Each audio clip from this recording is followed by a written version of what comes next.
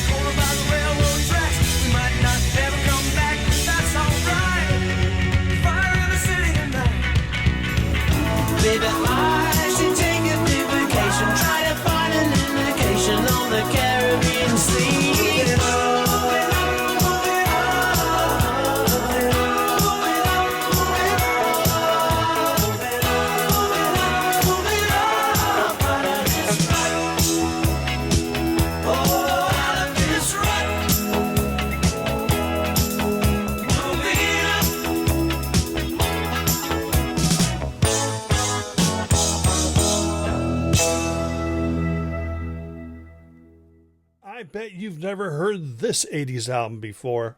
Next up, let's head over to Scotland, and we'll talk about the 1985 debut album by Del Amitri. A lot of people have been into Del Amitri for the last 30-something years, but their debut album, which came out 41 years ago, was a completely different beast than what they became.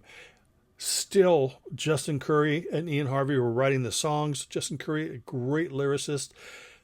The self-titled debut was a really quirky album. It reminded me more of some post-punk bands like, let's say, Red Guitars and bands like that.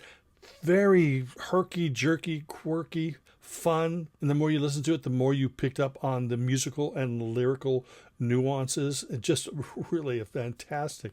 debut album. When I had heard that they had signed to A&M like a couple years later, I was thinking, oh, this is going to be awesome. Can't wait to hear a new Amitri album. Now, it took a couple years, but then when they finally came out with their first A&M Records album, they sounded like a completely different band. And I used to say I preferred the self-titled debut album that I'm going to feature right now, but I just prefer Amitri. I'm just glad that they exist. So let's give it a little listen to Amitri, the self-titled album from 1985. Her heart speaks to me, says the room beneath her dress, and I suppose that it beats for me like a hammering moon pulling tides through her chest. Suppose she says that she owes me all that she owns and all that she is. It seems to me, I suppose, that her heart's not enough and her love is a sweet.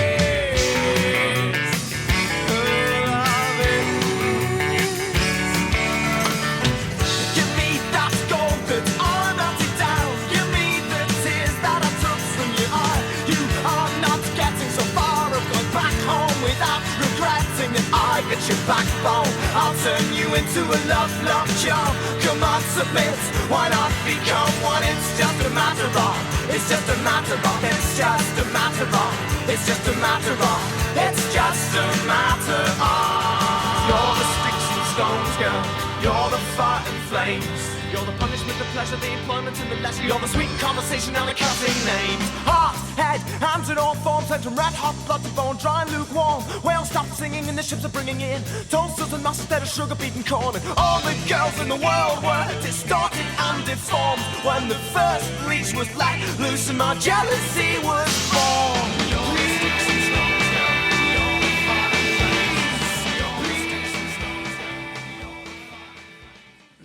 I bet you've never heard this 80s album before. In 1983, Tracey Ullman was known for being a British comedian, and she also broke into pop music. Now, she didn't really write any of her songs. She had folks like Kirsty MacColl write her some songs, plus she did some oldies and some new songs and mixed it together and just made a great girl group sounding album. So full of life, so full of fun and joy and happiness. I believe this was right before she had her American TV show that introduced The Simpsons, by the way.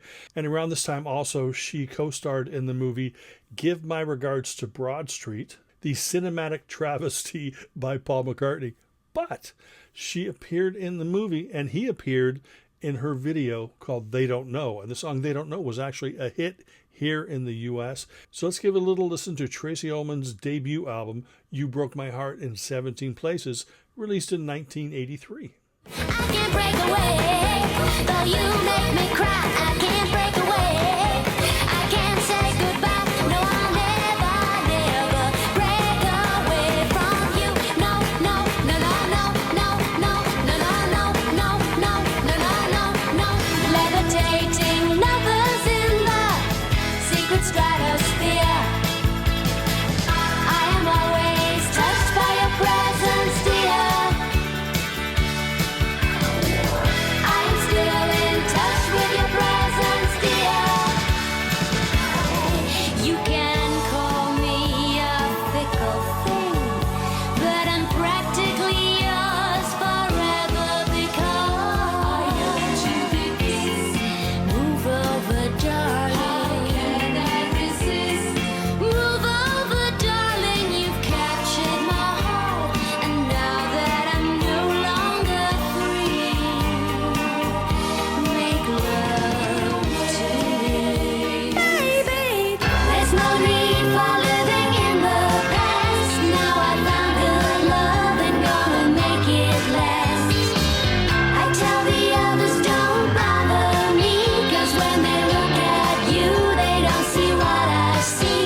No, I don't listen to their wasted lines. Got my eyes wide open and I see the signs, 'cause they don't know about us, and they've never heard of love. No, I don't listen to. I bet you've never heard this 80s album before. Ooh, we are going to go back to the very early days of synthpop, 1980.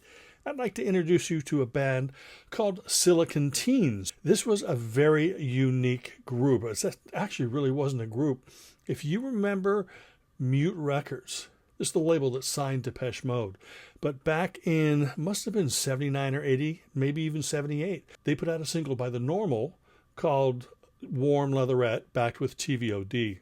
The Normal was actually Daniel Miller, the guy who started Mute Records. Now, Daniel Miller is also responsible for the Silicon Teens. It's a solo album by him, but he released it under a group name, Silicon Teens, and actually had 4 fake band members listed: Daryl, Jackie, Paul, and Diane. Now, the album featured 3 originals by Daniel Miller, but the rest of the album was filled with covers of 50s and 60s songs. So you're talking rudimentary synth pop, down to its basics, going back to rudimentary rock and roll by Buddy Holly, The Kinks, Johnny and the Hurricanes, artists like that, and it came up with a very, very unique album. It didn't get a lot of airplay, but for those people that heard it, they fell in love with this album. So let's take a listen to Silicon Teens' Music for Parties from 1980.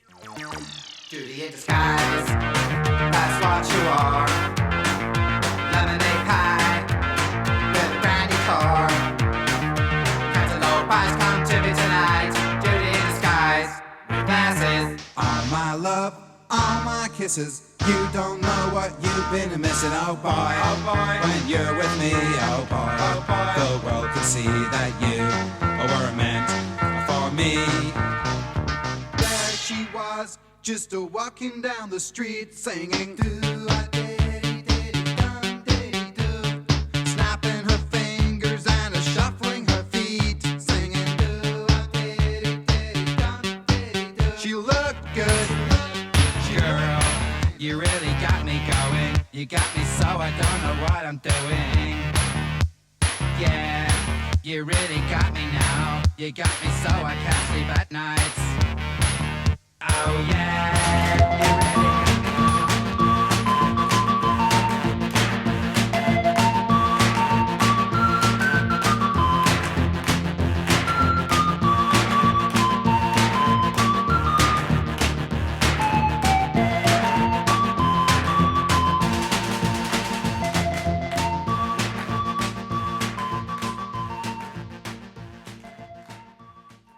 I bet you've never heard this 80s album before. And finally, let's talk about what might be my favorite Sparks album. Now, it's usually Sparks in Outer Space, but for some reason, right now, Womp That Sucker from 1981 is my favorite album by Sparks. Produced by Mac, who had worked with Queen, this was an album that was both compressed and just big and bold.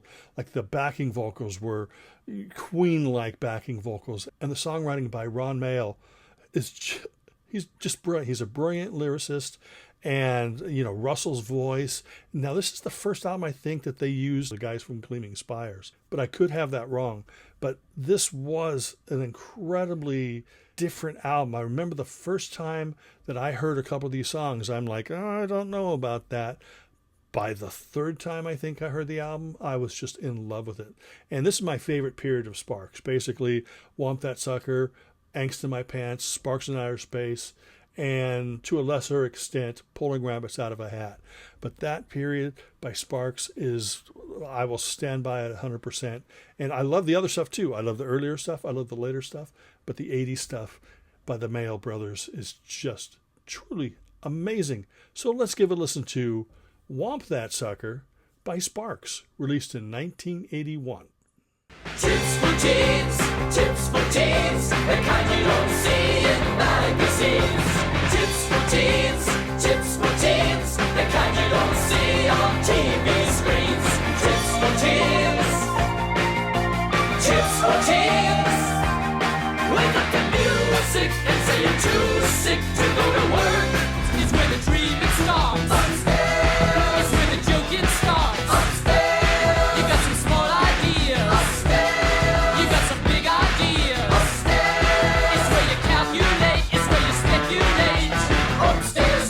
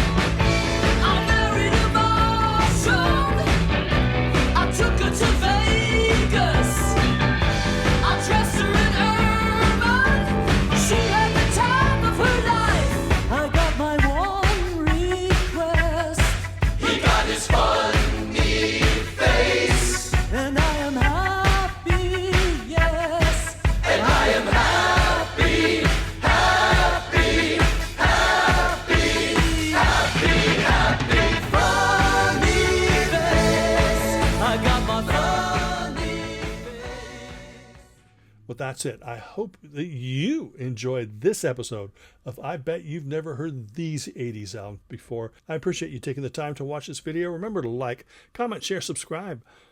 Ring that bell for future notifications. And until the next time, remember me. I'm Steve Schnee, the CD Junkie.